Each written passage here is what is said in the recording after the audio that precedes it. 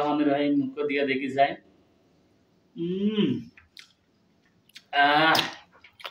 গর্ভে সন্তান আসে না, এজন্য যারা অবিবাহিত তাদেরকে বলবো কশিনকালে আপনারা পিরিয়ড চলাকালীন সময় এই 5টি ভুল কখনোই করবেন না। আপনাদের প্রতি মাসে নির্দিষ্ট একটি সময় আপনার শরীরকে ফ্রেশ করার জন্য, রিফ্রেশন করার জন্য, সুন্দর করার জন্য আল্লাহ পাক রব্বুল আলামিন অটোফেজির ব্যবস্থা করেছেন, অর্থাৎ ফিল্টারিং এর ব্যবস্থা করেছেন। আপনার শরীরের মধ্যে যত রোগ জীবাণু আর যত ময়লা আবর্জনা আছে আল্লাহ পাক রব্বুল আলামিন প্রত্যেক মাসে নির্দিষ্ট একটি সময়ে নির্দিষ্ট কয়েকদিনের মধ্যে তাকে অপসারণ করে থাকেন। এই অপসারণ করার সময় আপনি যদি 5টি ভুল করেন তাহলে দেখা যাবে আপনার এই ভুলের কারণে আপনার জীবনে অন্ধকার নেমে আসবে। পারিবারিক জীবনে আপনি কখনো শান্তি খুঁজে পাবেন না। একটা পুরুষ আর নারীর বিবাহ জীবনের পরে যদি তাদের সন্তান না আসে পরিবারে, তাদের মতো অসুখী, তাদের মতো দুঃখী এই পৃথিবীতে আর কেউ থাকে না। যারা বিবাহ করার পর সন্তান হচ্ছে না,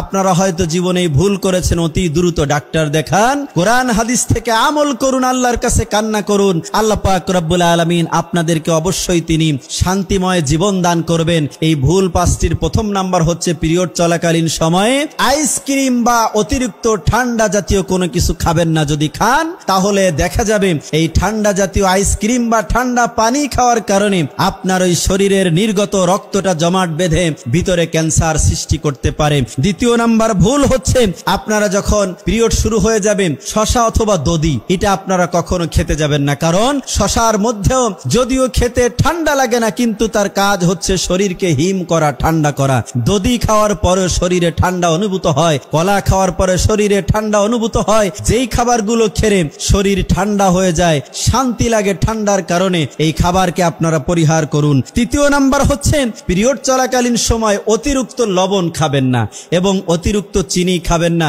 অতিরিক্ত লবণ আর চিনি সুস্থ একজন মানুষের জন্য সাদা বিষ, আর যারা অসুস্থ ডায়াবেটিক্স, প্রেসারের রোগী, তাদের জন্য তো এটা সরাসরি বিষের মতোই কাজ করে থাকে।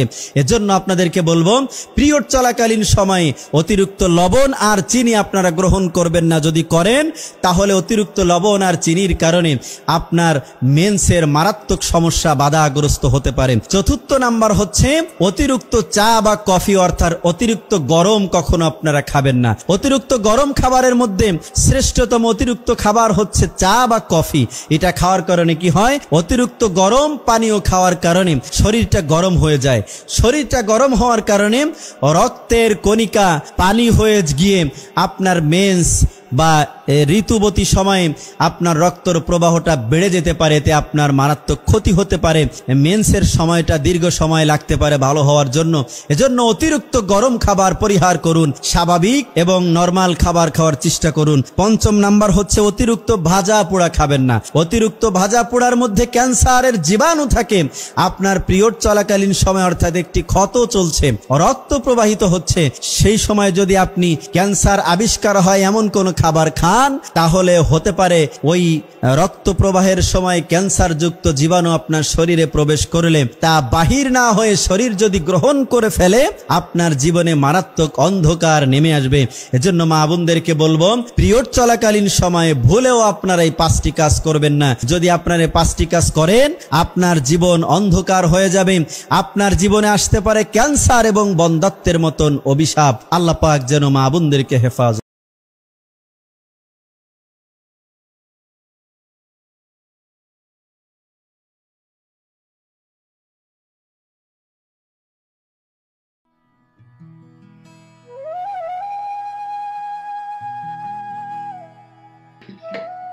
খসির মাংস কুকারের মধ্যে দিলাম, বালা করি ফিট করমু, ফিট করিয়া 2-3 বার ডাকাইমু, পুরা ভিজি যাই। প্রথমে আমি আদা দিলাম, কিছু আমার পিষিয়া রাখা আদা, পেঁয়াজ কচি দিলাম, দিয়ে আমি বালা করি আমার পরিমাণ মতো আমি দিছি, যতটুকু আমার প্রয়োজন দিছি। দ্বিতীয়টা হয়েছে হলদি, তেলানি হলদি, এটা হইল গিয়া মিট মশলা, এটা হইল গিয়া চিকেন মশলা, এটা হইল গিয়া নিমক, আর এইটা হইল গিয়া জিরা, আর এইটা হইল গিয়া কিছু ডালচিনি দিলাম, এরপরে জিরা মেথি দিলাম, এরপরে কয়েকটা এলাচ আমি দিলাম, সব এক জায়গায় রাখি নিলাম। এখন আমি অ্যাড করি যাতে এক কুকারও যাইতো, একসাথে আমি অ্যাড করে নিলাম। করিয়া আমার এখন সরিষার তেল, ইঞ্জিন তেল আমি কিছু অ্যাড করলাম পরিমাণ মতো, বেশি দিলে আবার তেল বেশি হয়ে যায়, খাওয়া যাইতো না। করিয়া আমি বোতলের চাটনি মারি দিলাম।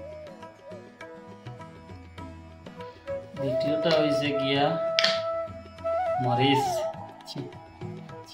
চিলি মরিচ আমি কিছুটা পাউডার অ্যাড করলাম আমার পরিমাণ মতো, যতটুকু প্রয়োজন ততটুকু।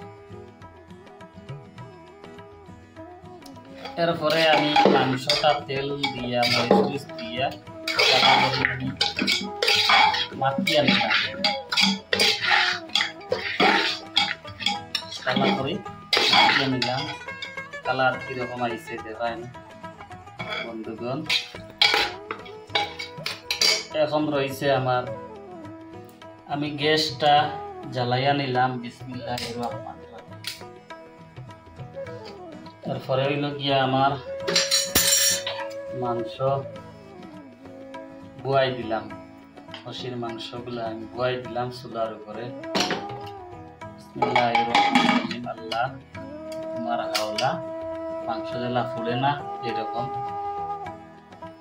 মাংস আমি পুরা বুয়াই দিছি রান্না। এখন যাই হোক, আল্লাহ বালা রাখুক, মাংসটা সুন্দর মতো হোক।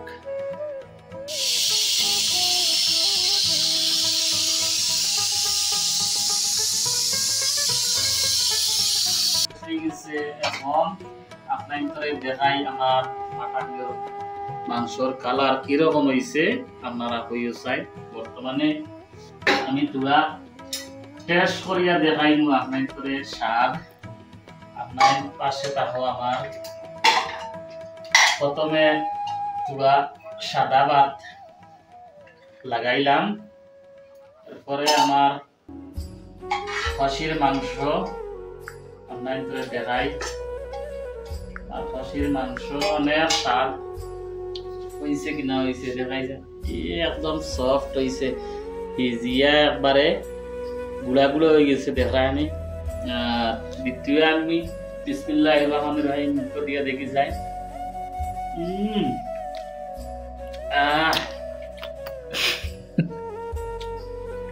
কি যা স্বাদ হয়েছে, বাম্পার, একদম বাম্পার, সুপার, খাইতে কি দারুণ স্বাদ।